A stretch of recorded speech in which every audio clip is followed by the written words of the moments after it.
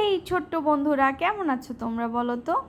এই যে এটা হচ্ছে, কেউ বলে এটাকে আর মাছ, কেউ বলে আইড় মাছ। আমরা আইড় মাছ বলি। এই মাছটাকে সুন্দর করে ধুয়ে নিলাম। এখন হচ্ছে লবণ হলুদ মিশিয়ে নিব। আরেকটা কথা, মাছে যদি কেউ গন্ধ পান অনেকবার ধোয়ার পরেও সুন্দর করে হলুদ দিয়ে ভিজিয়ে রাখবেন, তারপরে ধুয়ে ফেলবেন, তাইলে আর গন্ধটা আসবে না। এরপরে হচ্ছে গায়ে হলুদ মাখানো মাছগুলোকে আমি একে একে ভেজে নিচ্ছি।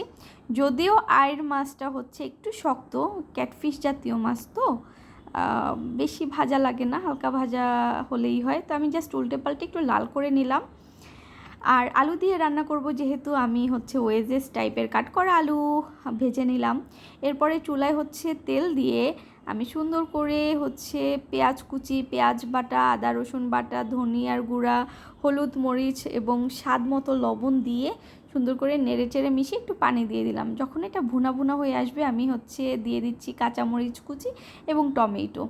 এরপরে সেগুলোকে নেড়ে চেড়ে মিশিয়ে নিয়ে আমি হচ্ছে আগে থেকে ভেজে রাখা আলু এবং মাছগুলোকে দিয়ে দিব। আর গ্রেভির জন্য আমি দিয়ে দিচ্ছি, মানে ঝোল দিয়ে দিচ্ছি আর কি। তারপরে যেটা হবে, সুন্দর করে ফুটতে থাকবে। আর ততক্ষণ হচ্ছে আমি রান্না করতে থাকবো যতক্ষণ না পর্যন্ত আমার আলুটা সিদ্ধ হয়ে যায়। এখন শেষে আমি একটু জিরার গুঁড়ি দিয়ে দিব, কারণ আমার রান্নাটা অলমোস্ট ডান হয়ে গিয়েছে। এইভাবে করে মাছ রান্না করলে ট্রাস্ট মি অনেক মজা হয়। অনেক জায়গায় হচ্ছে আদা রসুন দেয় না।